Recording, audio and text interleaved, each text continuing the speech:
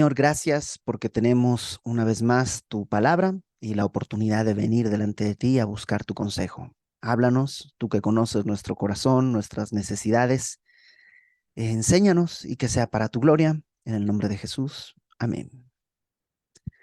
Amén. Eh, la semana pasada tuvimos un pequeño problema con el micrófono un ratito. Me avisan si se vuelve a cortar o algo así, ¿no?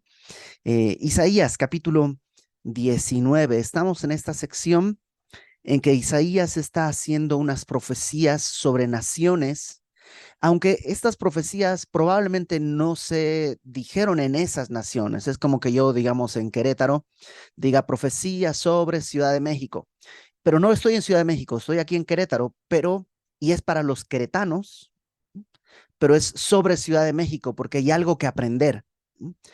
A lo mejor alguien llevó esta profecía a esos lugares, también es cierto, pero digamos que en este momento Isaías está hablándole a la nación de Israel, pero acerca de distintas naciones. Y hablamos sobre Damasco, y la semana pasada también hablamos sobre Etiopía, cómo Etiopía no tenía este juicio porque simplemente Etiopía está queriendo hacer una alianza, porque en este momento hay el reino asirio está creciendo y, y es un peligro. Y una manera normal, natural de las naciones para protegerse era establecer alianzas.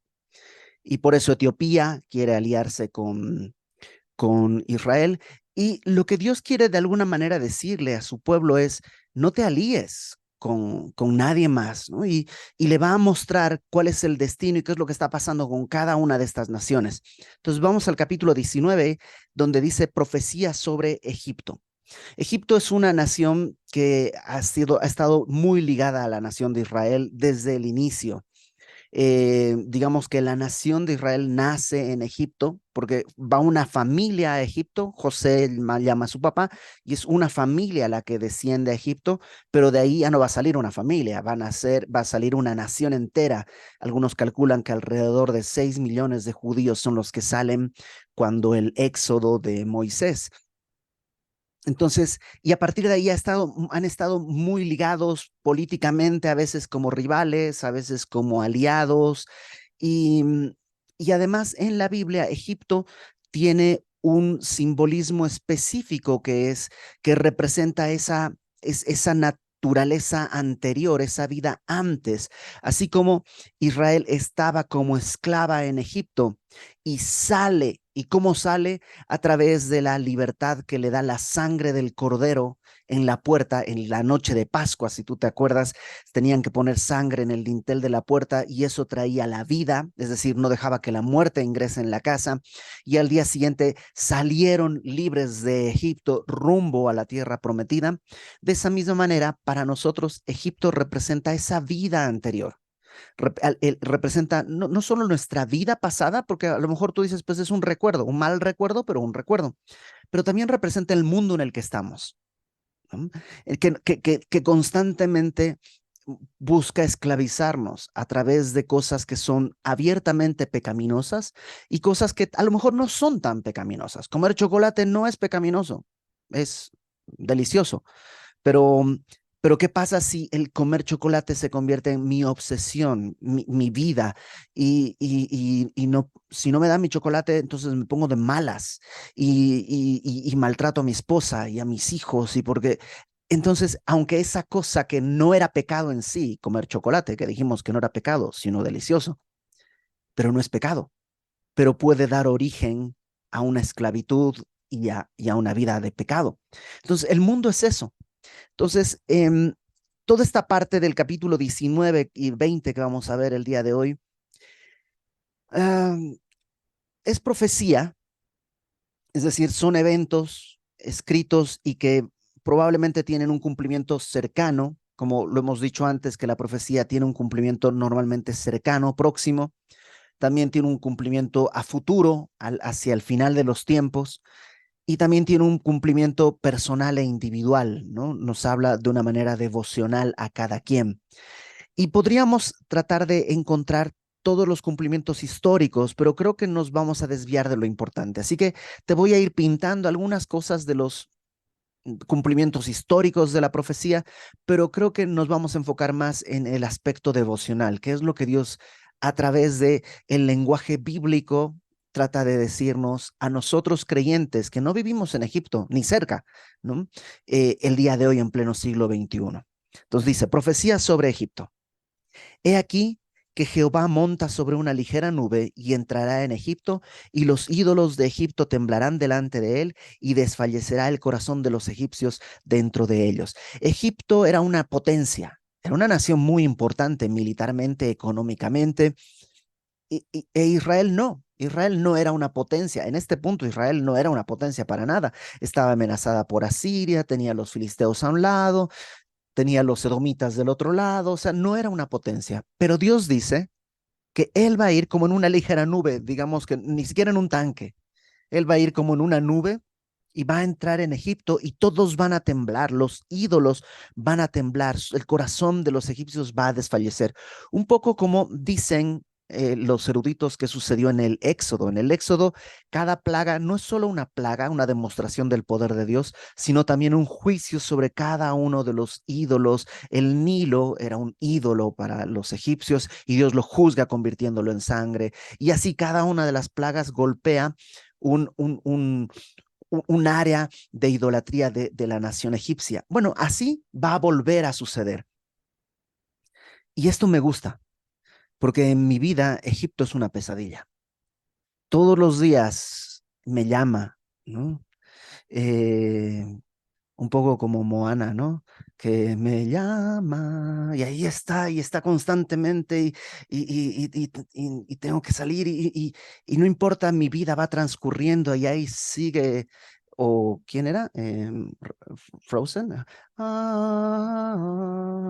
O sea, es ese canto ahí que además es un canto de muerte, como de una sirena, la sirenita, ¿no? Que es ese canto que buscaba hipnotizarte para devorarte. Así, Egipto en mi vida es una pesadilla con la que hay que pelear diario. Pero Dios dice, un día va a estar de rodillas. Un día se va a acabar. La obra que Él ha iniciado en nosotros, Él la va a llevar a término. O sea, en verdad lo va a hacer. Verso 2. Levantaré egipcios contra egipcios, cada uno peleará contra su hermano, cada uno contra su prójimo, ciudad contra ciudad y reino contra reino. Y el espíritu de Egipto, este espíritu combativo, sabio, eh, poderoso, ¿no? Las pirámides, todas las cosas de sabiduría escondida, todo eso, el espíritu de Egipto se desvanecerá en medio de él y destruiré su consejo. Y preguntarán a sus imágenes, a sus hechiceros, a sus evocadores y a sus adivinos, y entregaré a Egipto en manos de señor duro y rey violento. Se enseñoreará de ellos, dice el Señor Jehová de los ejércitos. Eh, Según los historiadores y según algunos eruditos, en aquel momento, en el tiempo de Isaías, lo vimos un poco la semana pasada, Egipto estaba bajo el dominio etíope, es decir, el faraón Egipto era en realidad era un etíope. Y esto provocó al final una especie de guerra de independencia, una revolución que llevó al establecimiento de 12, como 12 tronos dentro de la nación de Egipto.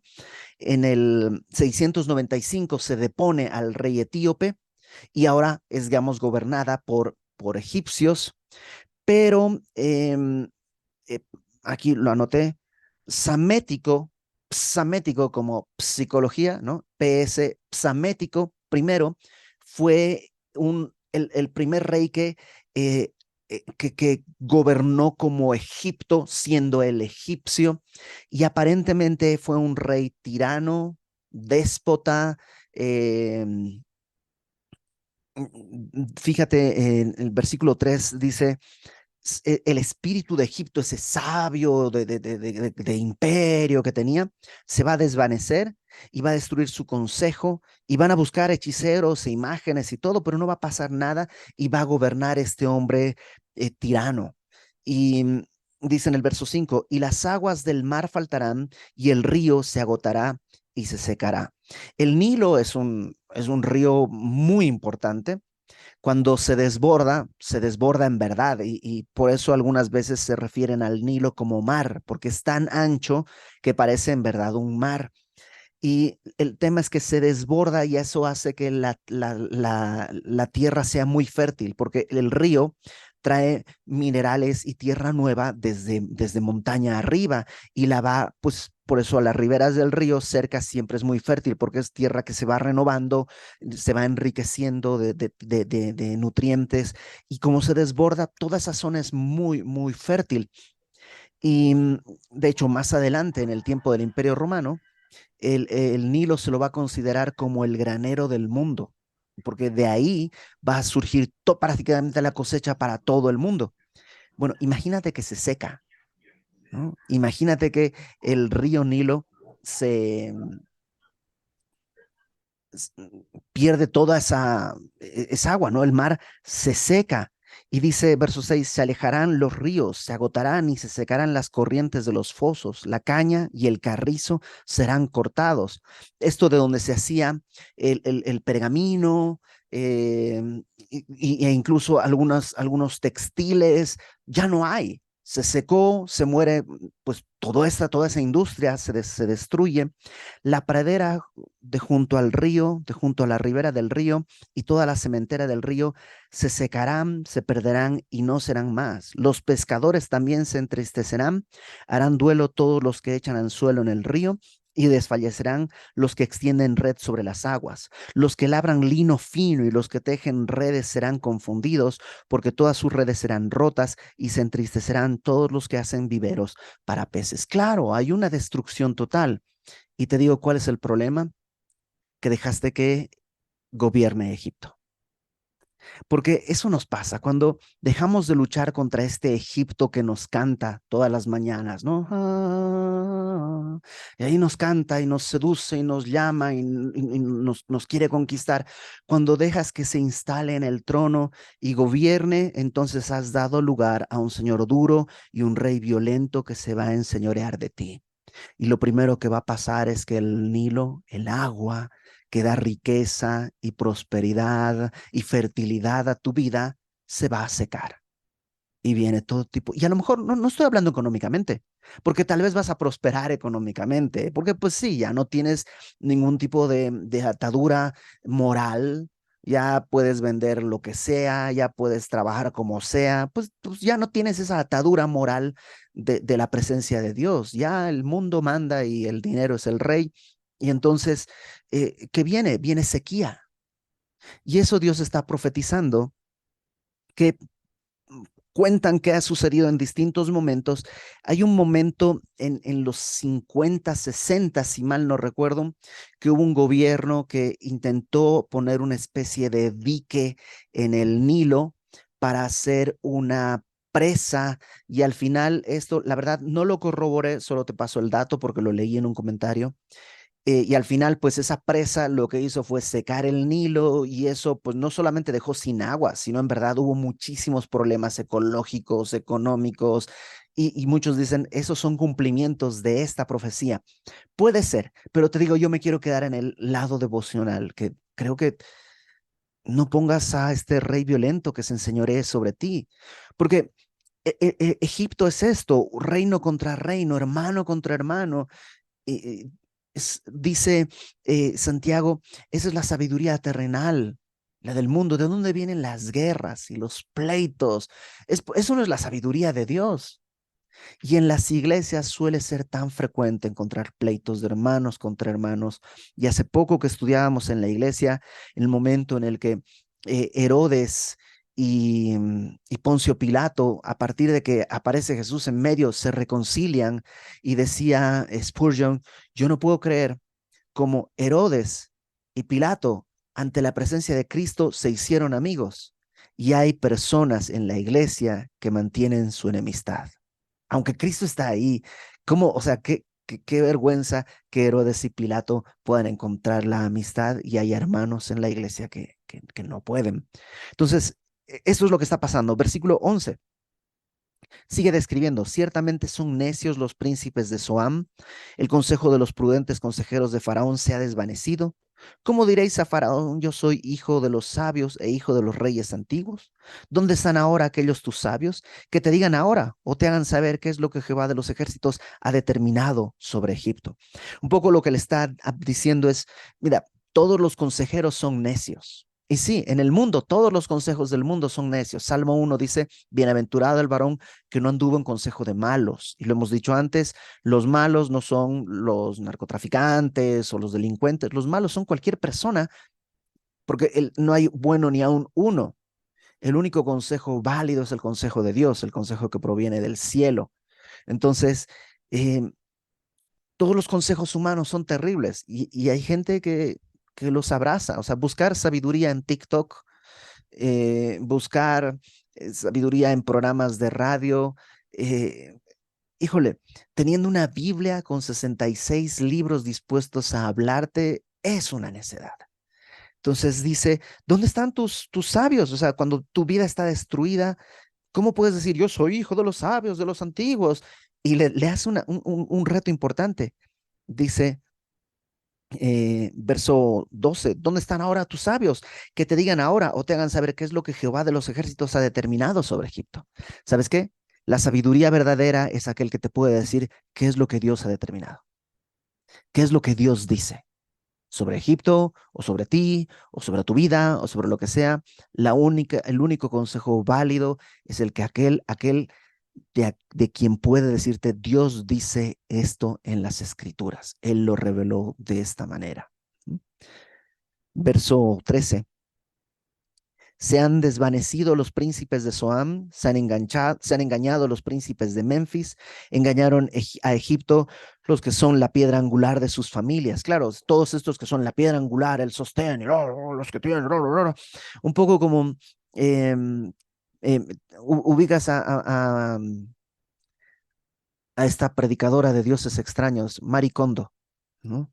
Que, que hablaba de ordenar la casa y no sé qué, y hace unos meses o un año más o menos salió en el periódico diciendo, no, no, no se puede, tuve ya mi segundo hijo y esto es, o su tercer hijo, eso es imposible, esto es una locura, no va a suceder. Así, los pilares, entonces, sí, o sea, si Marie Kondo no lo puede hacer, o sea, ¿qué esperas que podamos hacer los demás mortales?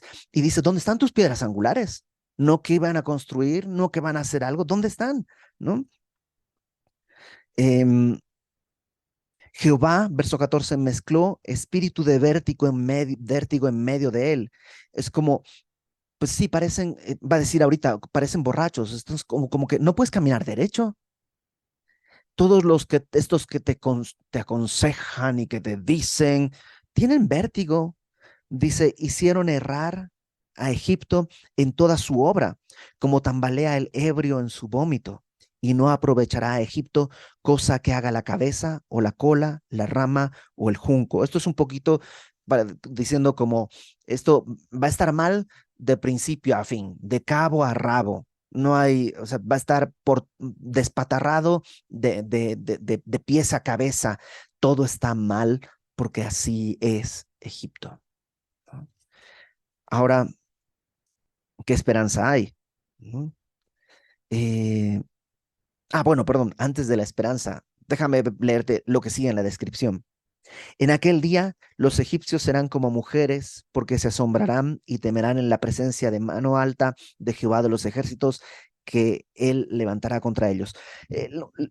Tienes que entender que la Biblia fue escrita en un lenguaje, en una cultura y en un momento. Entonces, no es que Dios es machista ni está denigrando a las mujeres, pero digamos, no solo culturalmente en esa época, sino el día de hoy, la mayor parte de los ejércitos están constituidos por hombres, pues su masa corporal suele ser mucho más grande, mucho más fuerte. Y entonces es la idea que te quiere dar, que los egipcios serán como mujeres, es decir, que en presencia de la mano alta de Jehová, o sea, ante el enemigo van a gritar, se van a espantar y considera qué es lo que está tratando de decir el pueblo probablemente está diciendo, necesitamos aliarnos. ¿Quién ahora sí que, oh, y ahora quién podrá defendernos? Porque viene a Siria. Y Dios dice, los egipcios no.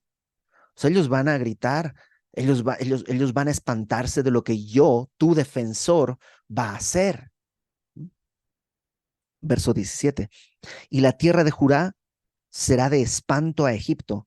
Todo hombre que de ella se acordare temerá por causa del consejo de Jehová de los ejércitos, que Jehová de los ejércitos acordó sobre él. Y esto es una cosa extraña, porque Judá va a ser de espanto para Egipto, así como eh, Judá, como Mufasa, ¿no? Judá, Judá, se van a espantar de escuchar el nombre de Judá, pero eso era imposible, porque estamos hablando de un imperio enorme, no solo antiguo, como Egipto, contra una nación realmente que ya tuvo una guerra civil, que se dividió en el reino del norte y el reino del sur, y el reino del norte ya cayó con Asiria. O sea, ¿cómo crees que Judá va a espantar a Egipto? Pero, pero eso es lo que dice, porque no depende de su propio esfuerzo, sino es Dios quien va a hacer esta batalla. Ahora, nada más como dato en la anécdota, en la guerra de los 6 días, eh, Egipto y otras naciones intentaron conquistar Israel. Israel nació como nación independiente en 1948. Poco tiempo después viene la guerra de los 6 días, en que intentan conquistar Israel y no pudieron. Y no solo no pudieron, sino que em, digamos que Israel extendió su territorio. Al final, no solamente defendió sus fronteras, sino que las extendió. Y un tiempo después vino la guerra de Yom Kippur. El día de Yom Kippur, cuando no hay periódicos, no hay radios, no hay nada en Israel, se lanzó un ataque sobre Israel, y lo mismo Israel se tuvo que defender en una guerra de aviones y tanques espectacular. Bueno, no sé si ya se puede decir espectacular, digamos, muy interesante, ¿no?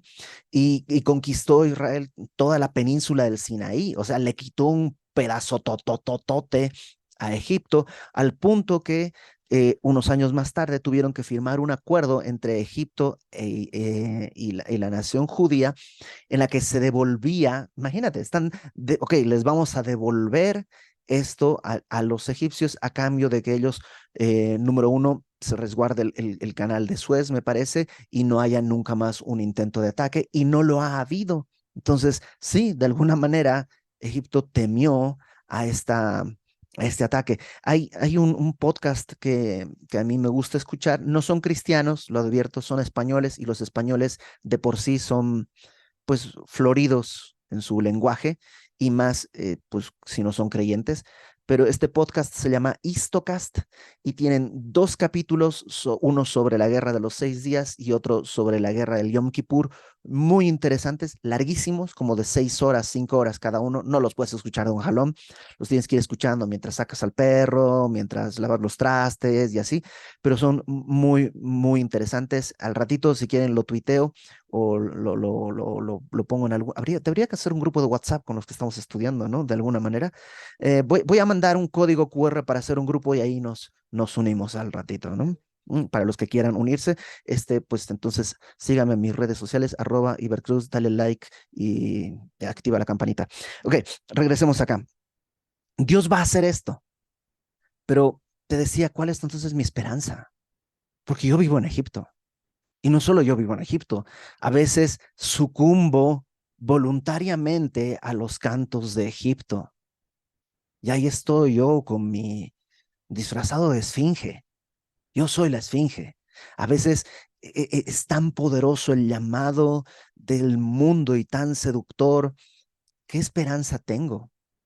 ¿Será que Dios se va a acordar de mí, aunque caigo y tropiezo? Y bueno, dice en el verso 18, en aquel tiempo, me encanta, porque después de estar diciendo todo esto, dice, en aquel tiempo habrá 5 ciudades en la tierra de Egipto que hablen la lengua de Canaán, es decir, el hebreo. La lengua de Canaán es la tierra prometida, es el idioma judío. Y juren por Jehová de los ejércitos. O sea, en medio de Egipto habrá esperanza. Habrá gente que habla el idioma del pueblo de Dios, y habrá gente que jura en el nombre de Dios. Es decir, que su Dios es Jehová de los ejércitos, que han entendido y abrazado al Dios verdadero. Una de estas ciudades, dice, será llamada la ciudad de Jerez, o literalmente algunas versiones traducen como la ciudad de destrucción, y otros la ciudad del sol, porque eh, eh, Heliópolis, la ciudad del sol, era una ciudad de muchos ídolos y por lo que algunos historiadores piensan es que ahí serían destruidos todos los ídolos y habría en Egipto una creciente ola de cristianismo que sucedió unos años después de la ascensión de Cristo.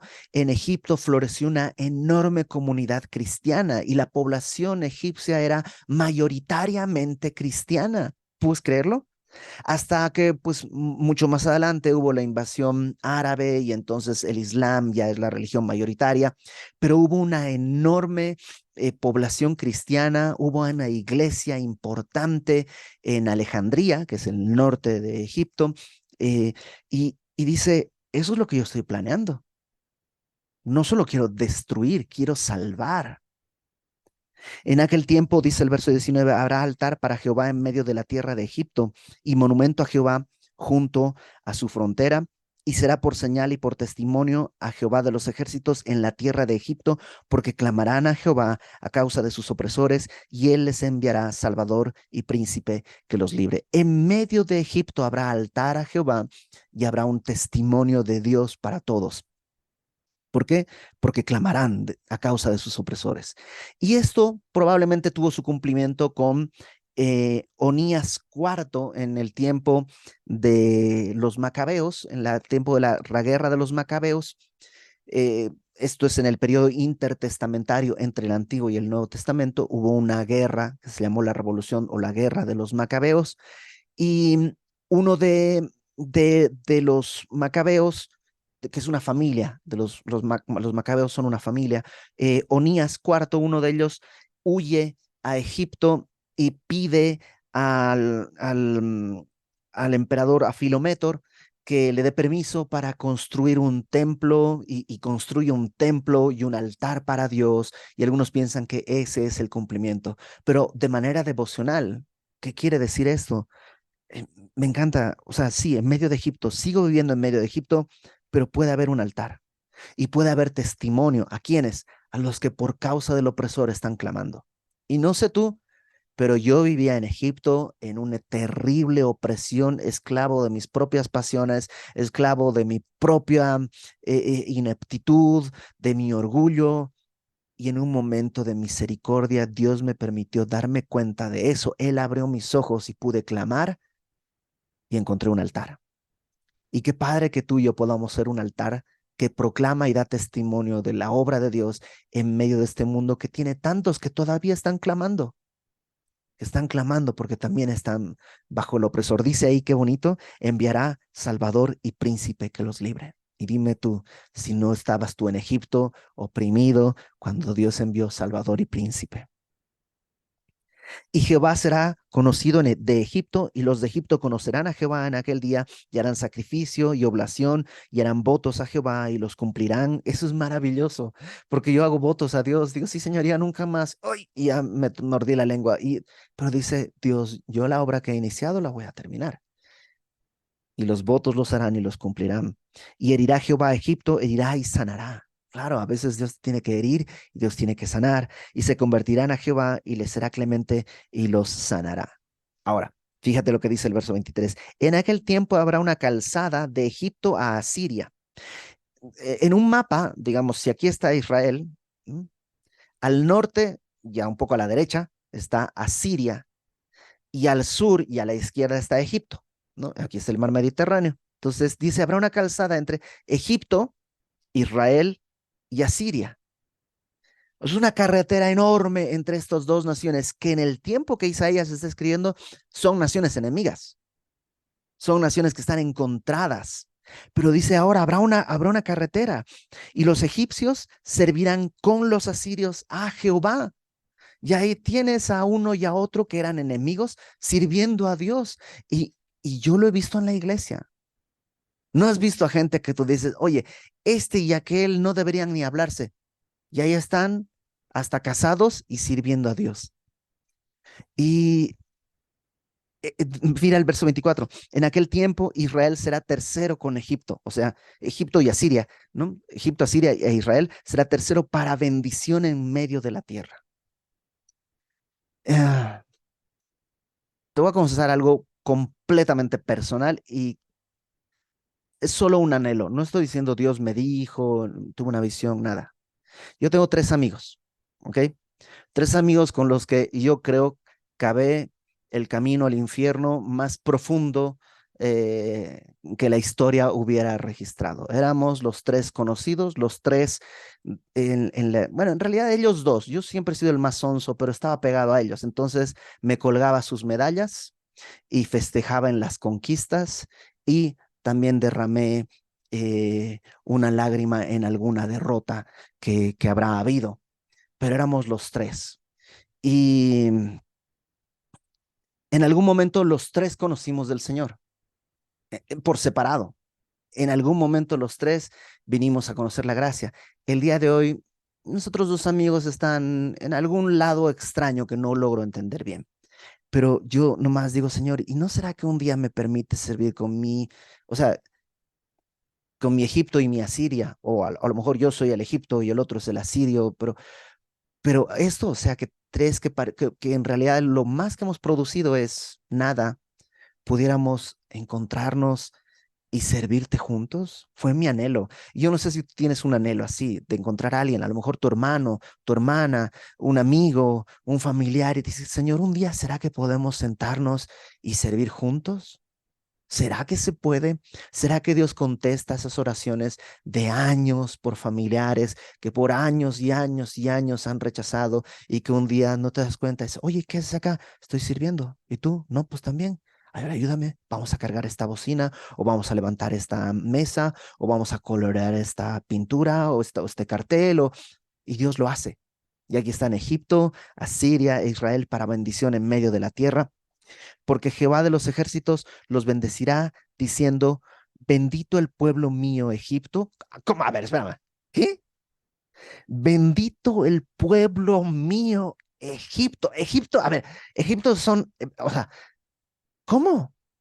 Pero es que yo soy Egipto y no había esperanza para mí. Y algún día conocerán amigos míos de aquella época que todo el mundo dice, no, Iber, es imposible que tenga ni siquiera un gramo de espiritualidad. Esperanza menos. Pero Dios dice, bendito mi Egipto, es mi pueblo. Y el asirio, obra de mis manos. Oye, ¿cómo? Pero más bien parece como un engendro de Satanás. No, no, no. El asirio es obra de mis manos, yo lo voy a salvar.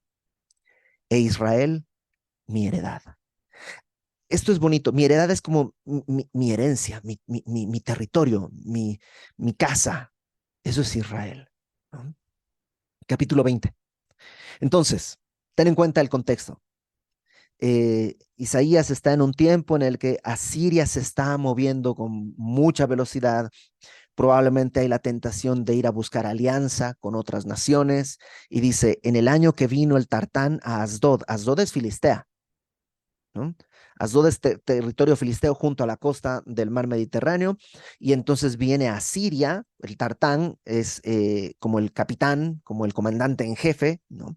Llega hasta Asdod cuando le envió Sargón, rey de Asiria, y peleó contra Asdod y la tomó. Entonces, haz de cuenta que tú estás aquí en Querétaro y viene el ejército invasor y ya se comió Guadalajara o San Juan del Río, como quieras. O sea, está aquí cerquita y ya conquistó. ¿Tú qué vas a pensar? Pues ay, nanita, o sea, yo soy el que sigue. Esto está ya en las puertas y si los filisteos cayeron, o sea, ¿qué esperanza podremos tener nosotros? Busquemos alianza, ¿no? Ay, nanita, que alguien nos ayude. Dice, en aquel tiempo, verso 2, habló Jehová por medio de Isaías, hijo de Amós, diciendo, ve y quita el cilicio de tus lomos. El cilicio es este traje que usaba, un traje no de gala, es un traje áspero, es un traje, algunos incluso como de luto, y le dice, quítate ese cilicio y quítate los zapatos, ¿no? Descalza las sandalias de tus pies, y lo hizo así, andando desnudo y descalzo. Esto desnudo no habla desnudo en el sentido, el día de hoy tenemos que alguien desnudo está completamente sin ropa. En la cultura judía, desnudo era como estar como diríamos el día de hoy como en pijamas. ¿no? Es una ropa interior, no es algo indecente, como que alguien ande en calzones o algo así, porque eso sería como indecente, sino más bien como en pijamas, algo que no es honroso, pero tampoco es inmoral. ¿No? Entonces, ¿de qué está haciendo Isaías? Está mostrando un poco esta como una pobreza, como, como un esclavo, ¿no? Que está descalzo y en su ropa interior. Y dijo Jehová, de la manera que anduvo mi siervo Isaías. Y dice ahí, mm, verso, verso 3. Y dijo Jehová, de la manera que anduvo mi siervo Isaías, desnudo y descalzo, 3 años, probablemente no estuvo 3 años seguidos, sino solamente, ahora sí que digamos que se andaba así para ir al centro, y en su casa se ponía su ropa o algo así, no se sabe, pero probablemente no estuvo 3 meses así, digo 3 años así.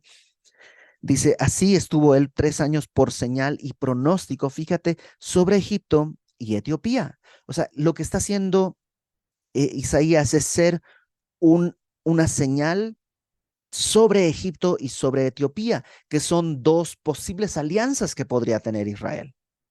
Pero él dice, no, yo soy Egipto y soy Etiopía.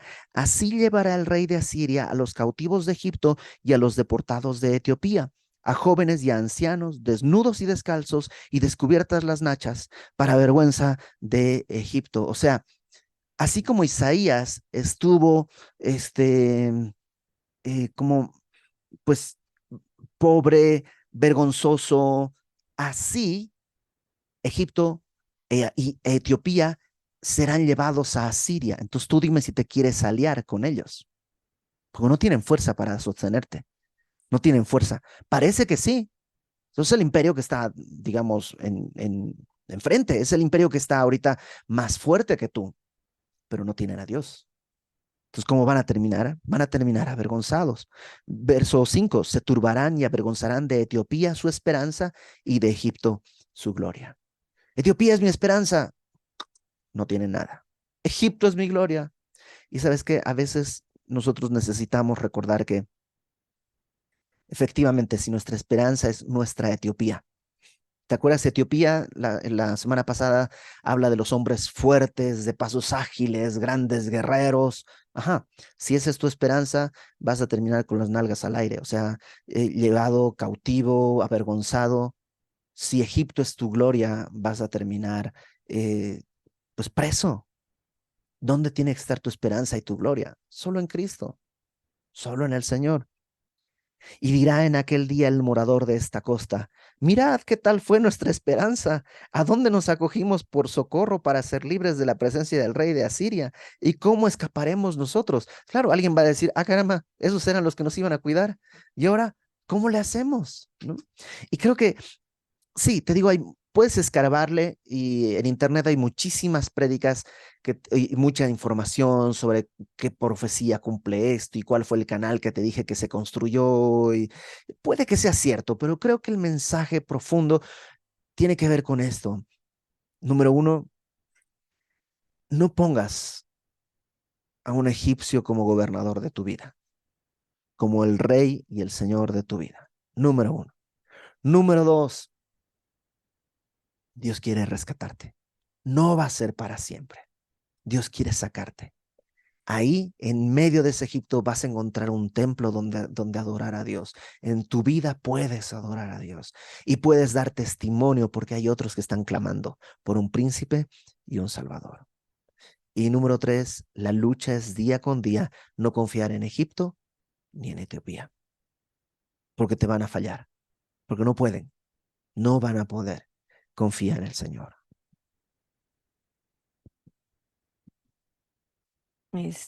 No sé ustedes, pero yo de pronto veo las noticias o escucho cosas, ¿no? O me imagino otras que ni pasan, unos futuros muy inciertos, a veces hasta para mis hijos. Yo digo, ¿qué van a vivir y cómo van a ser? Y yo quiero a veces poner mi confianza en esos aliados, ¿no? En el mundo, en lo que yo puedo hacer, este, en lo que obtuve de Egipto y de Etiopía, ¿no? A lo mejor en mi fuerza, en mi sabiduría, a lo mejor en tantas cosas que nos ofrecen soluciones a veces rápidas, pero no de acuerdo al orden del Señor. Y podemos perdernos en eso realmente, y no solo en malas acciones, sino en angustia, en ansiedad, en todo eso, ¿no? La Biblia habla en Filipenses, ¿no? Que no estemos afanosos, sino sean conocidas nuestras peticiones delante del Señor con oración, ruego y acción de gracias. Y la paz de Dios guardará nuestro corazón y nuestro pensamiento en Cristo Jesús. Pero después dice, todo lo verdadero, lo honesto, lo justo, lo amable, lo que es de buen nombre, en eso pensar. Y creo que todo este capítulo hablaba de eso, ¿no? De dónde obtenemos nuestra sabiduría, de dónde obtenemos lo que pensamos, y es una guerra constante entre el espíritu y la carne, ¿no? Dice, en Gálatas se ve. Y no es, el domingo hablaba con una persona y le decía eso, la lucha siempre la tenemos, pero lo que alimentamos más, pues es lo que se come al otro, ¿no? Entonces, si estamos todo el día metidos en las cosas del mundo, en nuestra soberbia, porque a veces lo que logramos o podemos hacer o estamos seguros, a veces es en nosotros mismos, ¿no? Y Dios dice que Él resiste a los soberbios y da gracia a los humildes, ¿no? Y si alimentamos y confiamos aún en la gracia del Señor, que ni siquiera podemos estar en Él, o sea, Señor, hoy no ni siquiera puedo abrir mi Biblia, es depender de su gracia, depender de su poder, saber que Él es más grande que cualquier noticia que podamos ver, cualquier cosa que se pueda presentar. No hay nación, rey, circunstancia, naturaleza, nada más grande que nuestro Señor, que tiene todo escrito, o sea, cosas finas escritas de lo que va a pasar, lo que va a venir, y así como esas cosas finas se han ido cumpliendo, Él no nos va a dejar, dice Judas, me parece que Él es poderoso para guardarnos sin caída, ¿no? Y presentarnos sin mancha, ¿no? Y lo que decía mi esposo de a veces yo pierdo la fe, de a veces de que alguien más se pueda convertir, porque los veo como que más a mal que regresar, ¿no? Y aún en eso tenemos que saber que nuestro Dios es poderoso para salvar, porque hoy podemos decir que somos de ese Egipto que Él ama y que estamos, ¿no? En parte de su herencia. Justo eso iba a decir yo. Vamos a, vamos a orar. Señor, gracias por habernos rescatado, porque te acordaste de nosotros.